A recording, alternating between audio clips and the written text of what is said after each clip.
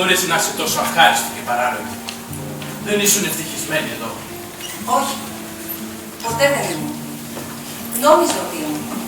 Αλλά δεν ήμουν ποτέ ευτυχισμένη. Δεν ήσουν ευτυχισμένη? Όχι. Απλώς περνούσα ευχάριστα. Ήσουν πάντα τόσο καλός μέσα από τώρα. Αλλά το σπιτικό μας δεν ήταν τίποτα άλλο παρά ένα δωμάτιο με παιχνίδι. Ήμουν εδώ η κουκλογυναίκα σου, όπως ήμουν το κουκλόπεδο του μπαμπά. Και τα παιδιά ήταν οι δικές μου κουκλές. Νόμιζα ότι ήταν διασκεδαστικό κάθε φορά που ερχόσουν να παίξεις μαζί μου. Όπως και τα παιδιά νομίζουν ότι είναι διασκεδαστικό όταν εγώ παίζω μαζί τους. Αυτός ήταν όλος ο γάμος μας τώρα. Ίσως να υπάρχει κάποια δόση αλήθεια στα λόγια σου. Αλλά θεωρώ ότι υπερβάλλεις και γίνεσαι ρομαντική. Όμως, από εδώ και πέρα, θα είναι όλα διαφορετικά. Το παιχνίδι τελείωσε. Τώρα ήρθε η ώρα της εκπαίδευσης. Ποιανού εκπαίδευση? Η δική μου ή των παιδιών? Και η δική σου και των παιδιών. Αγαπημένη μου Νόρα. Τόρβαλ, δεν είσαι εκείνος ο άντρας που θα με εκπαιδεύσει ώστε να γίνω ικανή γυναίκα για σένα. Πώς μπορείς να το λες αυτό? Τι συμβαίνει με μένα? Είμαι αρκετά ικανή να τα εκπαιδεύσω. Νόρα. Πριν από λίγο δεν είπες πως δεν θα τολμούσες να μου το εμπιστευτείς? Ήταν μια στιγμή έντασης. Σίγουρα δεν πιστεύεις ότι τα εννοούσα πραγματικά. Μα ναι, έχεις απόλυτο δίκιο. Δεν είμαι ικανή να τα εκπαιδεύσω. Πρέπει πρώτα να κάνω κάτι άλλο. Πρέπει να εκπαιδεύσω τον εαυτό μου. Και εσύ δεν μπορείς να με βοηθήσεις γι' αυτό. Είναι κάτι που πρέπει να κάνω μόνο μου. Γι' αυτό σε εγκαταλείπω. Τι είπες? Πρέπει να σταθώ στα πόδια μου αν πρόκειται να ανακαλύψω την αλήθεια για τον εαυτό μου και τη ζωή. Γι' αυτό δεν μπορώ να μείνω πιότερο μαζί σου. Νόρα, Νόρα. Σ' αφήνω εδώ και τώρα. Απόψε θα με φιλοξενήσει η Κριστίνα. Έχεις εντελώς τρελαθεί. Δεν μπορείς να το κάνεις αυτό. Στο απαγορεύω. Δεν έχει κανένα νόημα να μου απαγορεύεις οτιδήποτε. Θα πάρω μονάχα ό,τι μου ανήκει. Δεν θέλω τίποτα από σένα. Ούτε τώρα, ούτε ποτέ. Τι είδους τρέλα είναι αυτή?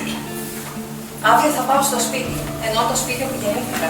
Θα είναι πιο εύκολο για μένα να βρω μια δουλειά εκεί. Μα είσαι τυφλή. Δεν έχεις καμία εμπειρία από τον κόσμο. Πρέπει να προσπαθήσω να αποκτήσω το όργανο. Αυτό είναι τερατώδες.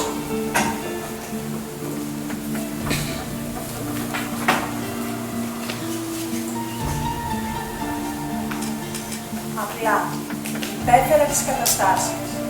Πάντα έκανα ό,τι μου έλεγαν οι άλλοι. Σαν μια μαριονέτα.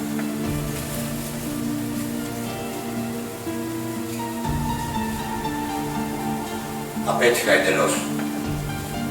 Μήπως απλά δεν τα πιστεύει. Ναι. Μάλλον με κοιμάζει την αγάπη.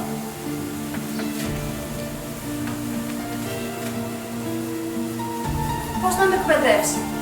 Μα κάνω τόσο μεγάλη προσπάθεια μες στην απέραντη δυστυχία μου.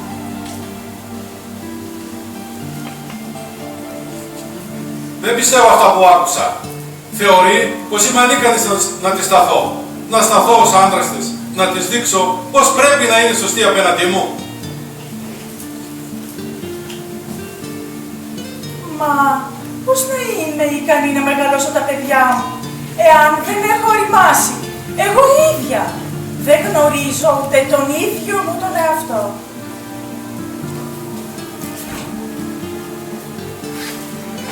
Είμαι άνθρωπος και κάνω λάθη. Αλλά είμαι και πατέρας και σύζυγος. Είναι κακό που θέλω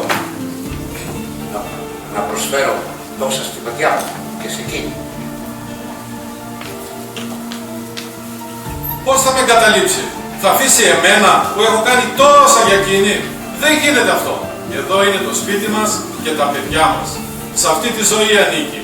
Ο κόσμος σχολιάζει. Να γίνω επιτέλους κυρίαρχος του εαυτού.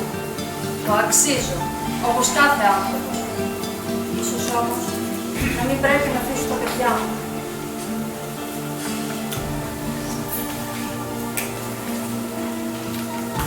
Γιατί αντιδρά έτσι, αφού λέει ότι νοιάζεται για μένα, ή μήπως όχι?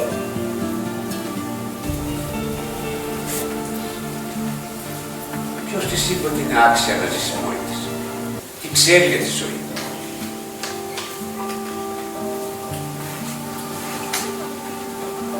Πώς θα παραμελήσεις τα ιερότερα καθήκοντα καθήκοντά σου. Και ποια κατά τη γνώμη σου είναι τα ιερότερα καθήκοντά μου?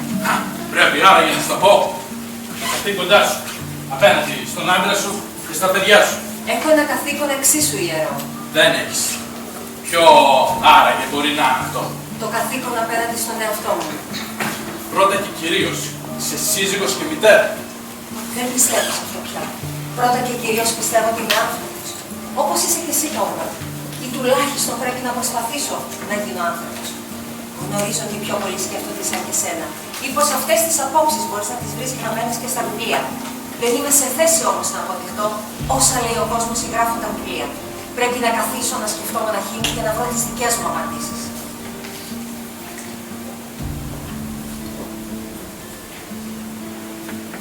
Δεν την αναγνωρίζω. Μα πώς είναι δυνατόν να παντρεύτηκα μια τέτοια γυναίκα? Μια εγωίστρια χωρίς αληθινά επιχειρήματα.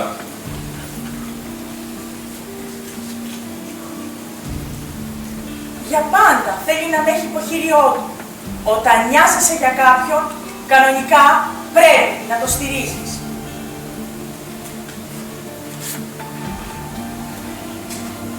Πάμε πραγματικά που την παντρεύτηκα.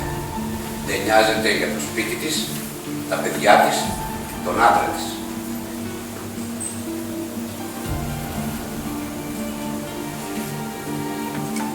Πρέπει να αναρωτιέσαι ακόμα για τα καθήκοντά σου στο σπίτι.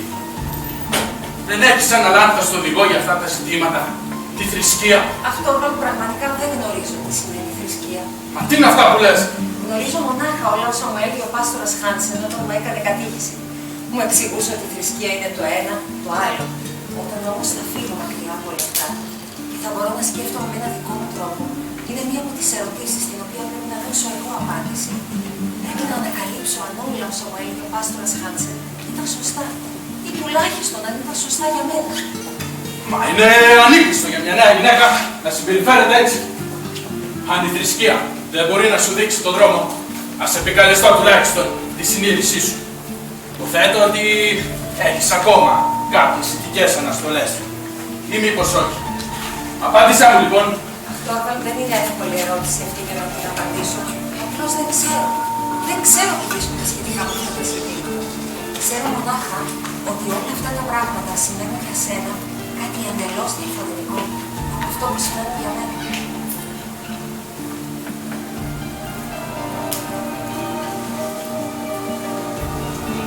Ηθική, πίστη, μόνο θυσίες.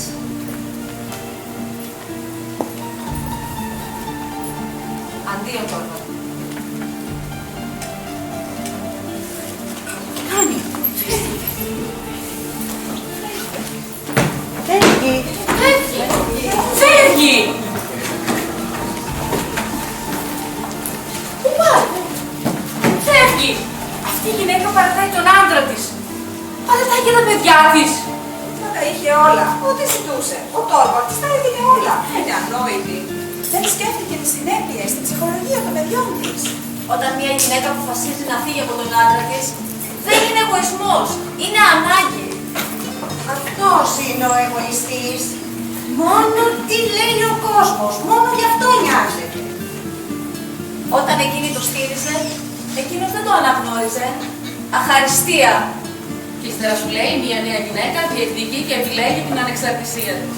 Έχει παιδιά, σύζυγο. Δεν επιτρέπεται να κάνει ό,τι θέλει. Όχι, δεν επιτρέπεται. Η γυναίκα πρέπει να μένει στο σπίτι της. Τι λες, να φροντίζει τα παιδιά της και να... Ναι. Μαζί. Ναι. Όλοι θα γίνουν μαζί της. 8 χρόνια γάμου. Με έναν άγνωστο. Αυτά λέμε στην κοινωνία. Όμως, το σημαντικό είναι να είμαστε ο εαυτός μας. Η κάθε νόρα έχει το δικαίωμα να αγαπηθεί, να αναγνωριστεί, να αναπτυχθεί και μέσα στο οικογενειακό της περιβάλλον. Ο κάθε Τόρβαλντ θα πρέπει να είναι αργός και να μπορεί να εναρμονίσει τη ζωή την καθημερινή. Μαζί μπορούν στο ίδιο πλαίσιο να αναπτυχθούν.